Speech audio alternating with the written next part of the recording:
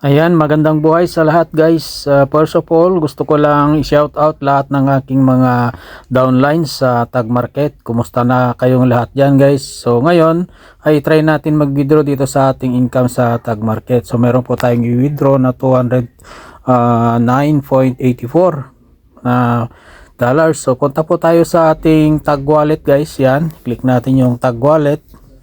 Tapos hintayin lang po natin ng konti. So yan, pupunta po tayo dito sa withdrawal. Ayan. Okay, so itaas lang po natin. So yan po yung total nating i-withdrawin, $209.84. Ayan. Ngayon ay ilalagay po natin yung amount po dito. Ayan. Okay, yan 209 bali ilalagay lang po natin 209.80. Yan, mag-iwan po tayo ng cent. Taas po natin, then i-click natin itong submit. Ayan guys, so i-click natin yung submit. Okay, wait lang po natin, then itaas po natin guys. Then dito guys, babasahin lang po natin dito. Ayan. Okay, so please take a minute to review your withdrawal request before proceeding. So the requested amount will be 209.80 taken out of your balance. So ito po yung ilalabas po natin papunta sa ating e-wallet at saka crypto wallet. Ayan. So sabi dito sa baba ay the amount consists of 209.80 by wire transfer. Ngayon, nakita nyo itong naka-highlight na blue guys. Ito po ay i-click lang po natin ito.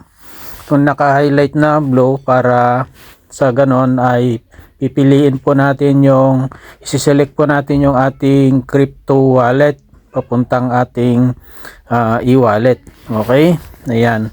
So, i-click po natin itong aking naka-highlight na blue. And then dito guys, nakikita nyo po yung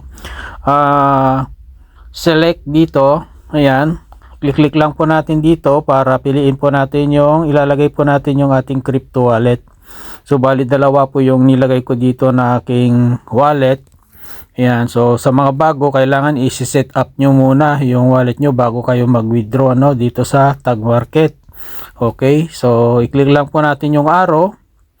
Yan, then pipiliin po natin yung ating crypto wallet na inilagay. Depende na po sa inyo kung ano po yung wallet na inilagay nyo. Yan, sa akin ay yun po yung BitGet. Yan. So dito naman po sa isa guys, isi-select din natin kung ano po yung ginamit natin, crypto ba o bank. So sa akin ay crypto. Kaya yan, i-click lang po natin ito. Yan, then ilagay natin sa crypto. Yan, click lang po natin yung crypto, yung bilog na puti. Yan. Okay, so ngayon ito na po yung total na ating withdrawin, 209.80. And then pwede na nating i-click itong withdrawal. Okay, so yan po yung total na withdrawin po natin. So yan guys, so pagkatapos nyan, pagka okay na po yan, na-select mo na yung crypto wallet mo at saka yung crypto, then i-click mo na yung withdraw. Yan. Yun. Success. Your request has been submitted successfully. Yan. Ganun kabilis guys ang pag-withdraw dito sa ating income sa Tag Market. Ngayon, ang gagawin po natin guys ay i-check natin doon sa ating email, dahil dito sa ating withdrawal, kapag na-click na natin yung withdrawal ay agad-agad na mayroong message doon sa ating email. So punta tayo sa ating email. Yan. So ito po guys, i-click lang po natin ito. Yan, Tag Market. And then nandito na yung ating ni-request na withdrawal. Okay? So yan, hello Loreto, great news. We're successfully receive your withdrawal request. Here are the details. Yan. Ito po yung request ID niya, 131661. So yung amount niya is 209.80 USDT. Ayan, so our dedicated back office team is already on it. and will be process your request as soon as possible. Yan, okay. So ngayon ay ang gagawin natin dito guys ay re-replyan po natin para mag-reflect kaagad na sa kanila na na-receive natin yung kanilang notification galing doon sa ating request sa ating withdrawal para mas mabilis nilang i-process yung ating withdrawal. So i-click lang po natin itong ating reply para magre-reply po tayo para mas mabilis na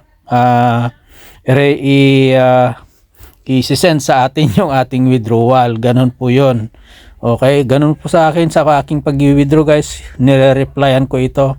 Yan, so yan, replyan po natin. Okay, thank you so much. Yan, I'm waiting. Yan guys, okay, so isi-send na natin ito. Okay, yan, okay, so send. Okay, so nasend na natin guys. Ngayon, ang gagawin naman natin guys ay pumunta po tayo doon sa ating crypto wallet. So hintayin lang po natin doon sa ating crypto wallet.